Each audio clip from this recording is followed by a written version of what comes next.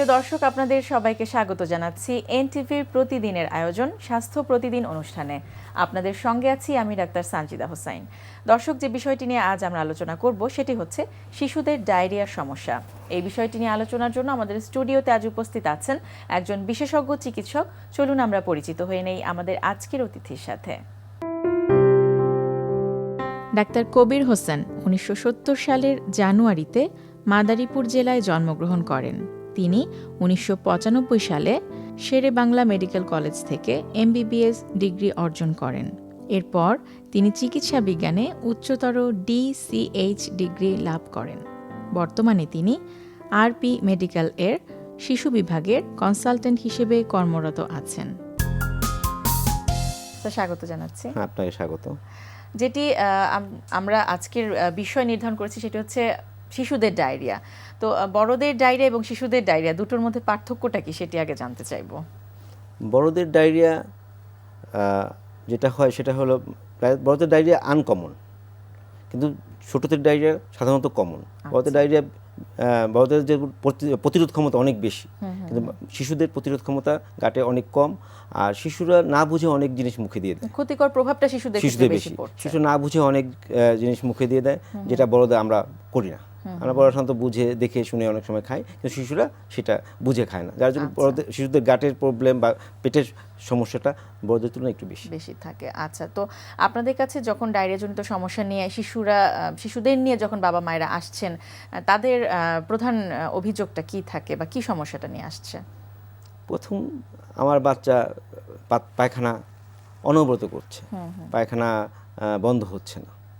আজকের 3 দিন বা 2 দিন শুধু পানি আর মলে যাচ্ছে, পায়খানার কোনো বন্ধ হচ্ছে না। আচ্ছা, তাই তার সাথে অনেক বাচ্চারা বমি নিয়ে আসে, আবার জ্বর নিয়েও আসতে পারে সাথে।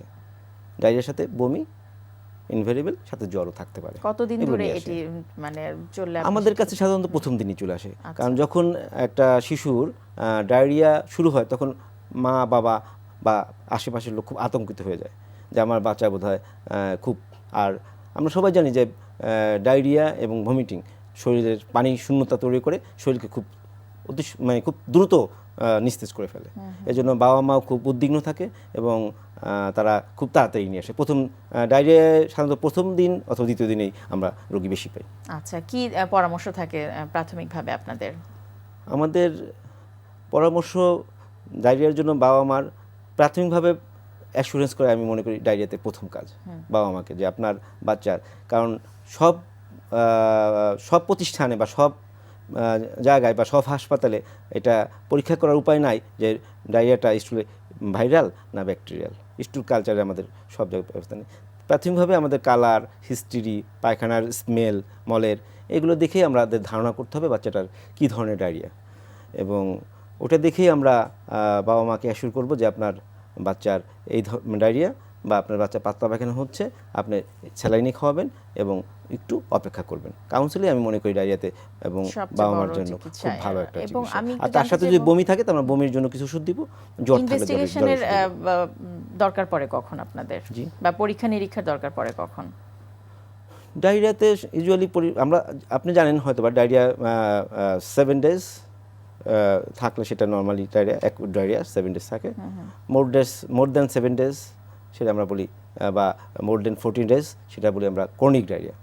ক্রনিক ডায়রিয়া হলে আমরা পায়খানা পরীক্ষা নিরীক্ষা। অ্যাকুট ডায়রিয়া সাধারণত পরীক্ষা নিরীক্ষার প্রয়োজন হয় না। আপনার ক্লাসিফাইড অনুযায়ী যদি ডায়রিয়া মোর দ্যান 10 ডেজ আর 14 ডেজ, 14 দিন বা 10 দিনের বেশি হয়, তাহলে আমরা পরীক্ষা নিরীক্ষার দিকে যাব। আদারওয়াইজ অনেক ক্ষেত্রে আমরা দেখি যে খাবার দাবারে একটা বিধি নিষেধ বা নিষেধাজ্ঞা চলে আসে। সেক্ষেত্রে আসলে কি মনে হয় যে আসলে সাধারণ বা স্বাভাবিক খাবার দাবার কি তাদের জন্য খাওয়ানো যায় নাকি অন্য কোনো? এটা একটা ভালো প্রশ্ন করছেন। 6 মাসের আগে অথবা 1 বছর আগে যদি ডায়রিয়া হয়, তাই গাটের ল্যাকটোজ যে একটা এনজাইম আছে ল্যাকটেজ, সেটা হজম করতে পারে না গাট। তার জন্য আমরা ল্যাকটোজ কন্টেনিং যে ডায়েটগুলো বাচ্চারা খেতে চায় মানে যেগুলো আছে সেগুলো সাধারণত ম্যাল ডাইজেস্ট হয়ে পায়খানাতে বেড়ে যায় এবং ডায়রিয়াকে অ্যাগ্রিভেট করে। আমরা বলি হাইপার অসমোলারিটি যেগুলো আছে, হাইপার অসমোলার মানে পায়খানাটা বেয়ে যায়। এই জন্য খাওয়ার ব্যাপারে আমাদেরকে কিছু সচেতন থাকতে হবে। অনেকে না জেনেই কিছু স্যালাইন পুশ করতে যায়, যেটা আসলে দরকার নেই। না জেনেই কিছু ওষুধ খাওয়াই দেয়, যেগুলো আসলে প্রয়োজন নেই। হ্যাঁ, এগুলোকে ডায়রিয়াকে আরও বাড়াইয়ে দেয়। ঠিক আছে, এগুলো থেকে আমাদেরকে একটু সচেতন হতে হবে। নবজাতকের ক্ষেত্রে আমি একটু বলবো যে যারা বা বুকের দুধ খাচ্ছে যেসব বাচ্চারা, তাদের ক্ষেত্রে আসলে কোন বিষয়গুলো? তাদের বুকের দুধ বন্ধ করা যাবে না, বুকের দুধ চলবে। অনেকে ভুল ধারণা দিয়ে মানুষকে প্রভাবিত করে যে মার বুকে হয়তো সমস্যা, এই জন্য বাচ্চার ডায়রিয়া হয়েছে। গ্রামে, শহরে না, গ্রামে একটা এরকম কুসংস্কার আছে যে মার বুকে সমস্যা, বাতাস লাগছে, এরকম কিছু কথাবার্তা আমরা প্র্যাকটিসে শুনি আর কি মাদের কাছ থেকে। তখন আমাদের আসলেই খুব খারাপ লাগে, বুকের দুধের উপরে একটা অত্যাচার। তখন আমরা বলি না, অবশ্যই মানে বুকের দুধ চালিয়ে যেতে হবে। বুকের দুধের কোনো বিকল্প নাই, বুকের দুধ বন্ধ করা যায়। ডায়রিয়ার মেইন থিং সেটা হলো আপনাকে মানে ডিহাইড্রেশনটা কভার করতে হবে এবং ডিহাইড্রেশনটা অ্যাসেস করার জন্য চিকিৎসকের শরণাপন্ন হতে পারেন। সাম কিছু কিছু লক্ষণ তো রয়েছে ডিহাইড্রেশন বা পানি শূন্যতার, যেমন প্রাথমিক পর্যায়ে বাবা মায়েরা কোনো লক্ষণ দেখে কি বুঝতে পারবেন, সেরকম কোনো পরামর্শ কি আপনারা দিয়ে থাকেন কিনা? বাবা মাকে দেখতে হবে। বাবা মার জন্য যেটা অ্যালার্মিং বা যেটা ধারণা করা সেটা হলো বাচ্চার পেশাবটা খেয়াল করতে হবে, যে তার 12 ঘন্টা বা 14 ঘন্টা পেশাব, 24 ঘন্টার মধ্যে পেশাবটা তার হচ্ছে কিনা। আর যেটা করতে পারে সেটা আদার্স সাইন, বাবা মা তো ডাক্তারদের মতো এরকম বুঝবে না, আসলে বাবা মা ওইটাই খেয়াল করার বাবা মার একটা রেসেস, তার বাচ্চা পেশাব করলো কিনা। আর পেশাবটা কিন্তু ইউরিনের ভলিউমটা কিন্তু একটা ফ্যাক্টর ডায়রিয়ার জন্য, ওটাই বাবা মার জন্য অ্যালার্মিং। আর আদার ডিহাইড্রেশন সাইন সে ভালো, শাঙ্কে নাই, ডিহাইড্রেশন, জিপ ডিহাইড্রেট টাং, এগুলো সে বুঝবে না। স্কিন, এগুলো বাবা মাদের জন্য তখন বিশেষজ্ঞ চিকিৎসকের কাছে চলে আসতে হবে, ভালো। আচ্ছা, তো আপনাদের কাছে যখন চলে আসে এই জাতীয় সিভিয়ার ডায়রিয়া নিয়ে, তখন আপনারা কি করেন? সিভিয়ার ডায়রিয়া আমরা তখনই বলবো যখন ডায়রিয়ার সাথে বমি থাকবে। আচ্ছা, তখন আমরা তাকে আইভি চ্যানেলে আমরা যেটা আমরা বাজারে পাওয়া যায় ডায়রিয়ার স্যালাইন, যেটা ডায়াসল, অটোকলোরাইড, এরকম বাজারে নামে পাওয়া যায়, সেগুলো আমরা পুশ করব আপ টু তার ডিহাইড্রেশনটা কভার করার জন্য এবং বমি কভারের জন্য। বমি যখন বন্ধ হবে, ডিহাইড্রেশনটা সাবসাইড করবে, তখন আমরা স্যালাইনটাকে অফ করে দিয়ে আমরা তার ওরাল রিহাইড্রেশন স্যালাইনে চলে যেতে পারবো। আচ্ছা, অনেক সময় কিন্তু দেখি যে সাধারণ ডায়রিয়াতেও বাবা মায়ের অনেক সময় অধৈর্য হয়ে যান এবং বলেন যে শিশু ডায়রিয়া তো কমছে না, সেক্ষেত্রে তাদেরকে তখন আশ্বস্ত করেন কিভাবে? আসলে আমাদের দেশে একটা মিসকনসেপশন আছে, ডায়রিয়ার যে ডেফিনিশন, সংজ্ঞাটা, সেটা অনেকেই জানে না। আসলে ডায়রিয়ার সংজ্ঞায় আছে মোর দ্যান 200 ml পার 24 আওয়ার্স, মোর দ্যান 3 পার, মানে 24 ঘন্টায় 3 বার 200 ml এর বেশি পায়খানা হতে হবে। আচ্ছা, তাইলে আমরা সেটাকে ডায়রিয়ার। এখন অনেকে দেখছে 50 ml 50 ml পায়খানা করছে, অথবা 3 বার করে না, 2 বার করছে, 1 বার করছে, সেটাকে আমরা ডায়রিয়াতে ডেফিনিশনের মধ্যে ফেলাবো না। আসলে ডায়রিয়া আগে জানতে হবে এই ডায়রিয়া কাকে বলে। অনেকে এটাকে ম্যালডাইজেশন অথবা অন্য অন্য সমস্যাটাকে ডায়রিয়া মনে করে চিকিৎসা করে। আসলে ডায়রিয়ার যে ডেফিনিশন সেটাকে আপনাকে আগে মনে করতে হবে। 200 ml বেশি হতে হবে, 3 বার হতে হবে পার ডে, 24 ঘন্টায়, তাইলে আপনি এটাকে ডায়রিয়া হিসেবে ট্রিট করতে পারবেন। আচ্ছা, আর আদারওয়াইজ নট ডায়রিয়া। ওরাল স্যালাইনের সাথে সাথে মেডিকেশনের যে কম্বিনেশনটা, সেটি আপনারা কখন করেন বা কখন দরকার পড়ে কিনা? আচ্ছা, অনেক সময় ডায়রিয়ার সাথে জ্বর অথবা অন্য কমপ্লিকেশন থাকলে আমরা, আর যদি কালচারের ব্যবস্থা থাকে, স্টুল পায়খানা যদি পরীক্ষা করে দেখা যায় তার জীবাণু আছে, তখন আমরা তাকে অ্যান্টিবায়োটিক চয়েস করব। কতদিন ধরে চলতে থাকে সেটা? অ্যান্টিবায়োটিক 3 থেকে 5 দিন। আচ্ছা, শুরুতেই যে অ্যান্টিবায়োটিক খাওয়ার একটা প্রবণতা আমরা দেখি, সেটি আসলে কতখানি যৌক্তিক বলে মনে করেন? এবং সেটি কিন্তু দেখা যায় শুরু হয় ঠিকই, তারপর যখন ডায়রিয়াটা কিছুটা কমে যাচ্ছে, অর্ধেক পথেই বন্ধ করে দিচ্ছে। এটাকে আসলে এই করাটার জন্য মানে রেজিস্ট্যান্স, যেটা আমরা বলি ড্রাগ রেজিস্ট্যান্সটা দিন দিন বাড়ছে। আগে লো ডোজ এবং অন্য মানে ডিউরেশন ডোজ, এগুলো মেনটেন না করার জন্য আমাদের যে কমন অ্যান্টিবায়োটিকগুলো, আগে আমরা খুব সিম্পল অ্যান্টিবায়োটিক দিয়েই চিকিৎসা করতাম। আপনি জানেন কট্রামাক্সিজল, অনেক ধরনের ভালো, মানে সেই ড্রাগগুলো এখন নাই, শুধু রেজিস্ট্যান্সের কারণে। এখন আমরা একটু সচেতন না হলে হয়তোবা এখন যে ড্রাগগুলো আছে সেগুলো ভবিষ্যতে আবার বাচ্চাদের জন্য হবে। আপনি জানেন যে বর্তমান যে রিসার্চ বা যে চলতেছে, তাতে ড্রাগের কিন্তু ভবিষ্যৎ অ্যান্টিবায়োটিকের একটা রেজিস্ট্যান্সের উপর একটা হুমকি হয়ে যাচ্ছে। আমরা আশা করব যে শুরুতেই যাতে এই চর্চাটা না করা হয়। প্রিভেনশন বা প্রতিরোধের দিকে একটু যাই আমরা, যেটি আসলে বেশি জরুরি শিশুদের ক্ষেত্রে, বিশেষ করে ডায়রিয়া প্রতিরোধের জন্য আসলে করণীয় কি? ডায়রিয়া প্রতিরোধ ঘরে প্রাথমিকভাবে মাদেরকে একটু সচেতন হতে হবে, কারণ বাচ্চাদের নার্সিংটা মেইন মাই করে, এবং বাচ্চাদের খাওয়া তৈরি করার সময় মাদেরকে খেয়াল রাখতে হবে যে হাতটা ধুয়ে নিজের পরিষ্কার পরিচ্ছন্ন করে যে খাওয়া তৈরি করবে সেটা যেন পরিষ্কার হয়, একটু ধুয়ে নেবে। এবং কখনোই কাজের মেয়ে বা যারা জানে না তাদেরকে দিয়ে খাওয়া তৈরি করবে না। যদি তৈরিও করতে চায় তাদেরকে ট্রেন করতে হবে ঘরে, যে তাকে শিখিয়ে দিতে হবে যে তুমি এইভাবে খাওয়াটা এইভাবে তৈরি করবে। এটা করলে আমার মনে হয় সামাজিকভাবে মারা যদি সচেতন হয়, আশেপাশে যদি যারা দাদি নানি অথবা পাড়া প্রতিবেশী যারা আছে ঘরের মধ্যে তারা যদি সচেতন হয়, ডায়রিয়া আমার মনে হয় অনেক অংশেই দূর হয়ে যাবে এবং অনেকেই এই রোগ থেকে মুক্তি পাবে। ডায়রিয়ার ঝুঁকি থেকে কিভাবে মুক্ত রাখা যায়? কারণ দেখা যায় যে অনেক সময় যেটি সিভিয়ার ডায়রিয়া সেদিকে যাতে টার্ন না নেয়, তার জন্য আপনার পরামর্শ কী থাকবে? আসলে ডায়রিয়া যখন হয় তখন একটা জীবাণু তো শরীরে ঢুকে পেটে, যেটা ভাইরাল হোক আর ব্যাকটেরিয়াল। ভাইরাস দিয়ে অনেক সময় ডায়রিয়া হয়, ব্যাকটেরিয়া হোক। এটা প্রিভেনশন করার জন্য, আপনি তো প্রিভেনশনের কথা বলছেন যে কীভাবে প্রতিরোধ করতে পারবো। প্রতিরোধ আমি বললাম যে তার সচেতনতা পারি, আর পরিবেশও একটা আশেপাশের যে বাচ্চাদেরকে যে খেলনাগুলো দেয় অথবা বাচ্চারা যারা যেগুলো নিয়ে খেলতে যায় অথবা বাহিরের খাওয়াগুলো, এখন ইদানিং আপনি জানেন যে দোকানে অনেক ধরনের ভ্যারাইটি খাওয়া যেগুলো খেয়ে আমাদের আনহাইজিনিক, আমরা বলি এগুলো আনহাইজিনিক।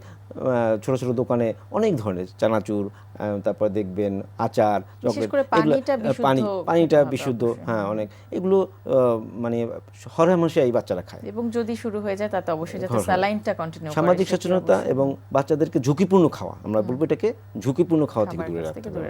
যখন রাস্তাঘাটে কি জানি শরবত, অনেক কিছু পানি খাওয়া, এগুলো থেকে একটু বিরত থাকতে হবে। সচেতন হলে অনেকাংশেই আপনার এটা থেকে আমরা আমাদের বাচ্চাদের সেভ করতে পারবো। অনেক অনেক ধন্যবাদ, অনেক গুরুত্বপূর্ণ তথ্য জানো আপনার কাছ থেকে। আপনাকে ধন্যবাদ, এনটিভিকে ধন্যবাদ। প্রিয় দর্শক, আমরা শুনছিলাম শিশুদের ডায়রিয়া হলে কি করণীয় সেই বিষয়টি নিয়ে বেশ কিছু গুরুত্বপূর্ণ তথ্য। যে বিষয়গুলো আমরা আজকে জানলাম, আশা করছি সেগুলো আপনাদের উপকারে আসবে। আজকে আমরা যে মুভমেন্টটা দেখাবো এটাকে বলবো হচ্ছে অ্যাডভান্স পবনা মুক্তাসন। যে আমরা পবনা মুক্তাসন যেটা করেছিলাম এটা মডিফাইড এবং নট দ্যাট অ্যাডভান্স, এটাকে আমরা একটা অ্যাডভান্স মুভমেন্টে নিয়ে আসবো। দ্য রিজন ইজ যেখানে thigh muscle, hip muscles, pelvic muscle এবং লোয়ার ব্যাক প্রত্যেকটা মাসলগুলোকে আমরা ইনভলভ করাবো এবং যাতে মোর ফাংশনাল হয় এবং মোর ইন কন্ট্রোল হয়ে আসে, চলে আসে। এবং ব্রিদিং এবং মুভমেন্ট একটু বেশি, যে কারণে আপনার হিলিং প্রসেসটা খুব হবে, তাড়াতাড়ি হবে এবং কন্ট্রাকশন, স্ট্রেচিং এবং মুভমেন্ট সবগুলোর মাধ্যমে এটা মোর ফাংশনাল হবে।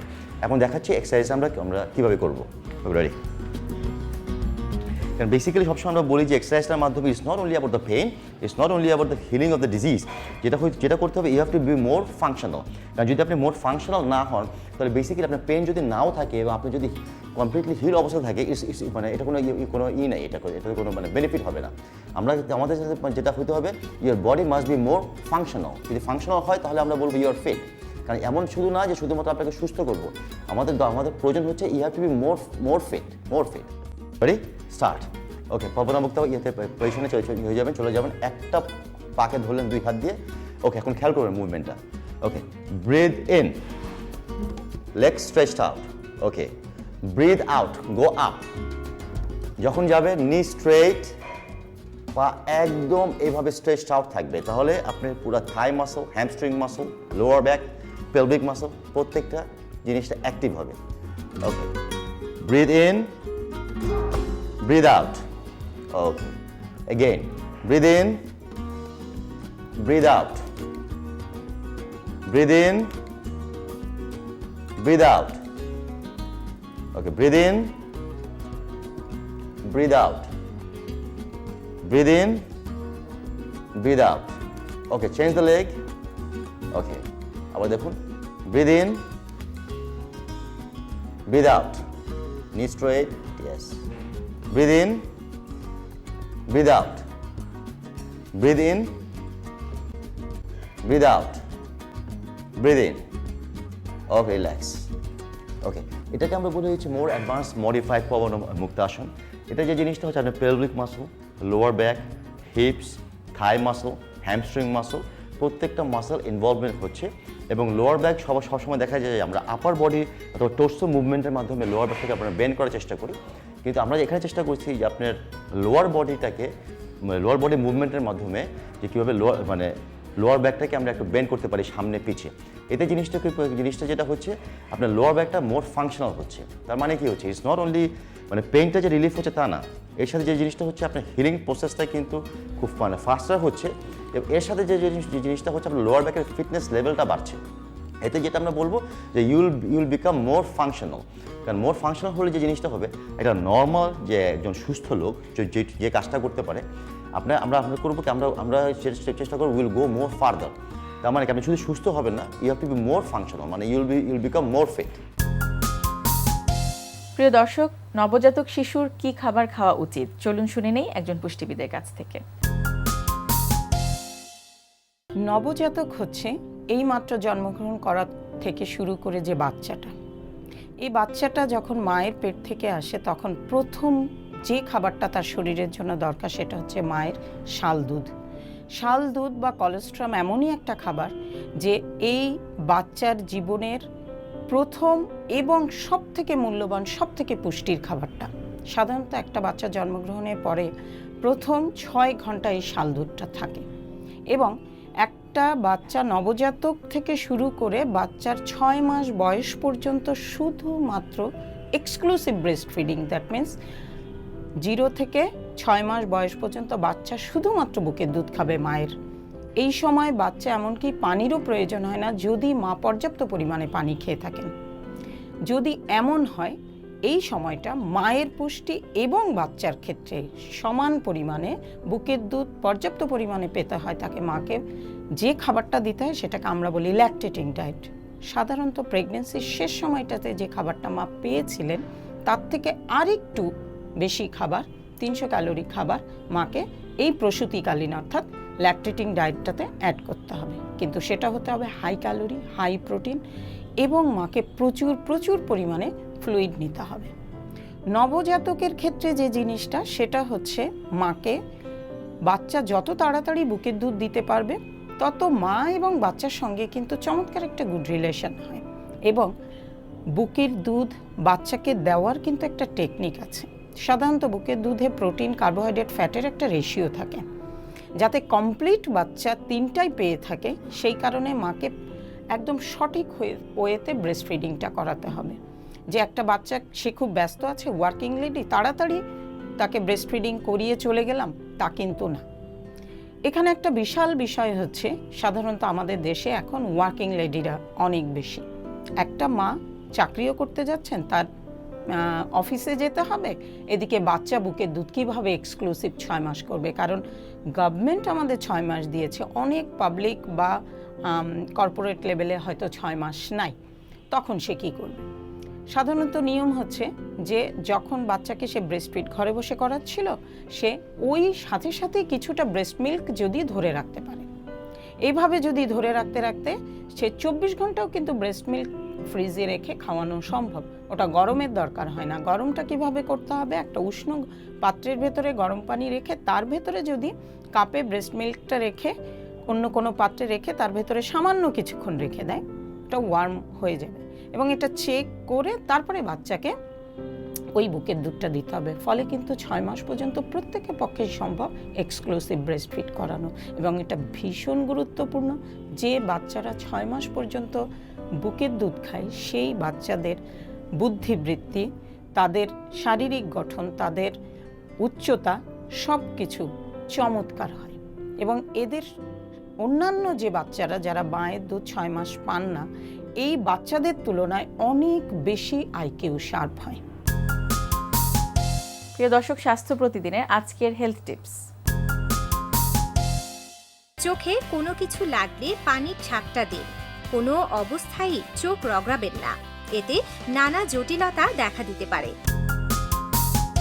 দর্শক, স্বাস্থ্য প্রতিদিন সম্পর্কে আপনাদের যদি কিছু জানার থাকে কিংবা কোনো পরামর্শ যদি আমাদের দেবার থাকে, জানাতে পারেন এই ঠিকানায়। প্রযোজক স্বাস্থ্য প্রতিদিন, এনটিভি, বিএসসি ভবন, 7 তলা, 102 কাজী নজরুল ইসলাম এভিনিউ, কারওয়ান বাজার, ঢাকা 1215। ফ্যাক্স 914338 থেকে 7 পর্যন্ত, অথবা ইমেইল করুন স্বাস্থ্যপ্রতিদিন@ntvpt.com এই ঠিকানায়। দর্শক, স্বাস্থ্য প্রতিদিনের আগামী পর্বে আপনাদের জন্য যা থাকছে: ব্রেন টিউমারের এক্সাক্ট কারণ জানা যায় না, তবে অনেকগুলি প্রিডিসপোজিং ফ্যাক্টর বলি আমরা, যে কিছু কিছু কারণের জন্য এটা হতে পারে। যেমন যদি দেখা যায় যে তার বংশগত একটা ধারা থাকে, কারো কারো বংশতে বাবা মা বা আত্মীয় স্বজন নিকট আত্মীয় যদি ব্রেন টিউমার রোগে ভুগে থাকেন, তাহলে তাদের ব্রেন টিউমার সম্ভাবনা অনেক বেশি।